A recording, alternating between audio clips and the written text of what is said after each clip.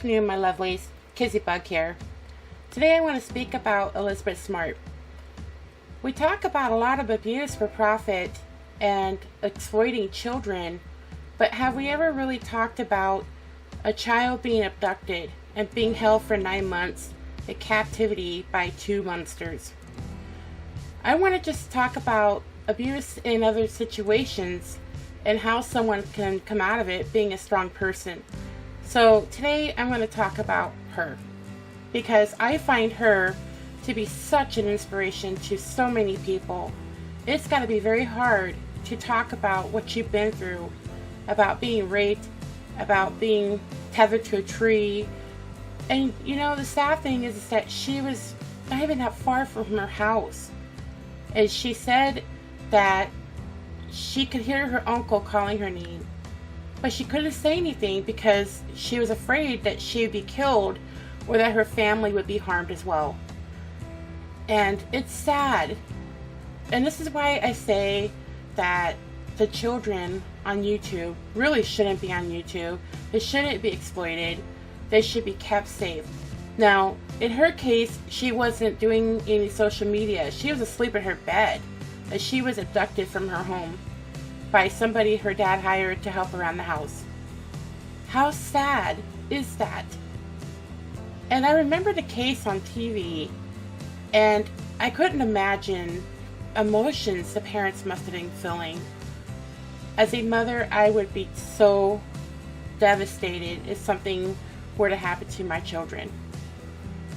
Elizabeth speaks out about everything that she's been through. I can't imagine what it's like to repeat the story and have those memories flashing in your head. But she is amazing. She stands up. She works to help other people, try to get people to talk about what they've been through so she can encourage them to get help and to go on. That is a very strong woman. A very strong woman. I don't know if I could ever be normal after that, and I don't know if she really feels that way, but Elizabeth has come so far from the days when she was 14 and she was being raped and tortured in a campsite. It's just not right. So we're going to talk about that today. Now, she disappeared on June 5th and she was abducted from her bedroom. This was by Brian David Mitchell and Wanda Barzy. Her sister was the only witness. Now, July 24, 2002, Mitchell allegedly attempts to kidnap Smart's cousin, Jessica Wright, but he wasn't successful.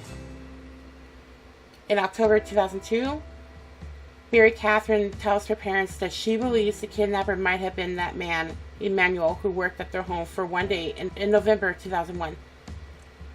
October 2002 to March 2003, Mitchell and Barzy take Elizabeth to San Diego, where they camp out and panhandle. And can you imagine being taken out of the state even further from your family? I would be so upset. Now, February 3rd of 2003, the police released a sketch of that drifter, Emmanuel. February 2003, again, the sketch and information is profiled on America's Most Wanted. March 12, 2003, that's when Elizabeth was found alive walking down the street with Mitchell and Barzy, Sandy, Utah, 5 miles from her home. March 18, 2003, Mitchell and Barzy are charged with 6 felony counts, including aggravated burglary, attempted kidnapping, aggravated sexual assault, and 2 charges allegedly trying to break into the home of Elizabeth's cousin. April 2003, Elizabeth and her family meet with President George W. Bush at the White House. President Bush signs a child protection bill encouraging states to establish Amber Alert systems to quickly post information about child abductions. October 2003, Elizabeth appears in her first televised interview. Katie Couric of NBC speaks with her in an hour-long primetime program. In October 2003, the book Bringing Elizabeth Home, A Journey of Faith and Hope, is a collaboration between Elizabeth, her father, and author Laura Morton, and it is released. November 2009, CBS airs the Elizabeth Smart story. A TV movie about Smart's ordeal from the point of view of her parents. January of 2004, Barzy is found incompetent to stand trial and is sent to Utah State Hospital for further review. September 2004, Mitchell pleads not guilty to kidnapping and 5 other charges. February 2005, Mitchell is removed from the courtroom for singing during a competency hearing. July 26, 2005, a judge rules that Mitchell is mentally incompetent to stand trial. He is sent to Utah State Hospital. December 2006, Mitchell is again found mentally unfit to stand trial after screaming outbursts in the courtroom. March of 2008, federal grand jury indicts Mitchell and Barzy with 1 count of unlawful transportation of a minor across state lines and 1 count of interstate kidnapping. May 2008, Elizabeth and 4 other kidnapping survivors published a Department of Justice pamphlet, "You Are Not Alone: The Journey from Abduction to Empowerment." October 2008, U.S. Magistrate Judge Samuel Alba enters a not guilty plea on the behalf of Mitchell, and Mitchell is removed from the courtroom after he begins singing hymns. September 2009, U.S. District Court rules that Elizabeth can testify about her kidnapping and ordeal with Mitchell. October 2009, Elizabeth testifies against Mitchell in a hearing to determine his competency.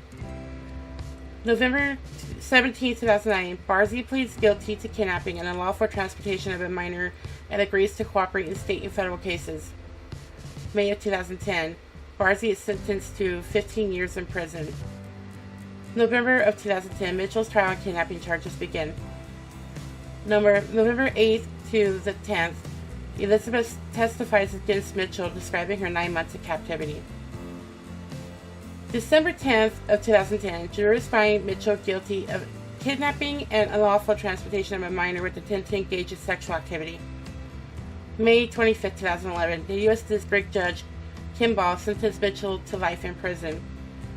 In 2011, Elizabeth established the Elizabeth Smart Foundation to help promote Internet Crimes Against Children Task Force, organized for law enforcement agency. ABC announces that it has hired Elizabeth as a contributor to comment on missing persons cases. February 8th of 2012, Elizabeth marries Matthew Gilmore at a Mormon temple on the Hawaiian island.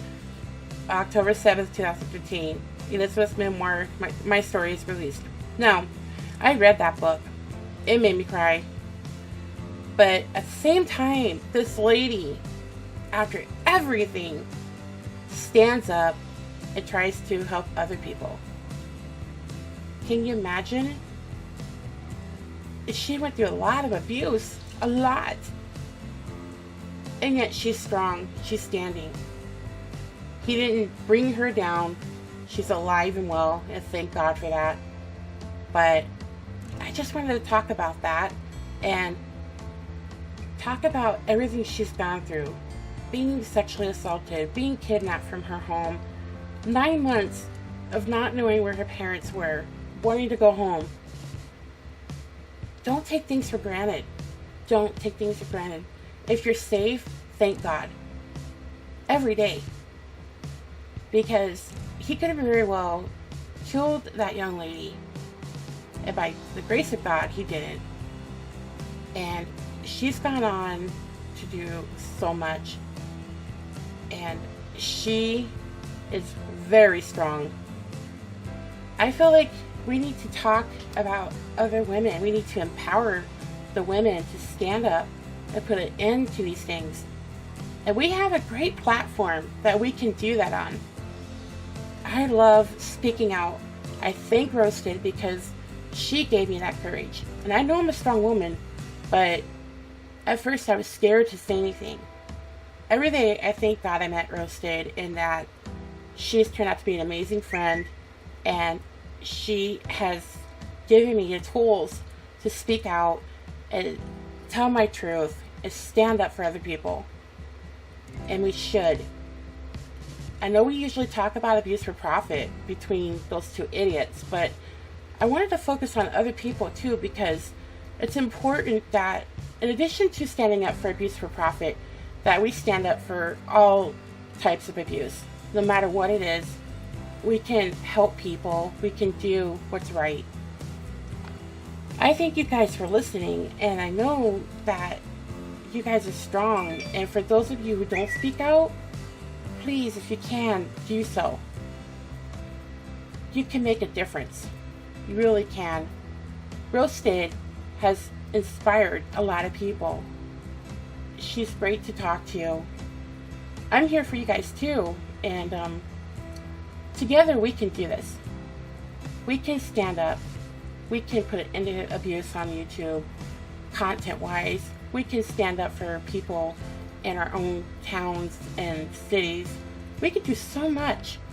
And YouTube's not the only platform we have. We have Facebook. We have Twitter. We have other things where we can make a difference. So, you guys, speak your truth. Speak your truth. And don't be afraid. Don't ever be afraid. You're safe. You got friends with me and Roasted, and we are here with you 100%. We want to make a difference. We want things to change. We want things to be safe. We don't want children to be exploited and abused, or anybody for that matter. I love you guys. You guys are awesome, and I thank you guys for your support. Just keep in mind, I mean, Elizabeth Smart went through so much, and look where she's at. We can really make a difference. Alright guys, I'm gonna go. I just wanted to talk about that. Stay strong, speak the truth. We're here for you 100%. Again guys, love you so much. Talk to you later. Bye.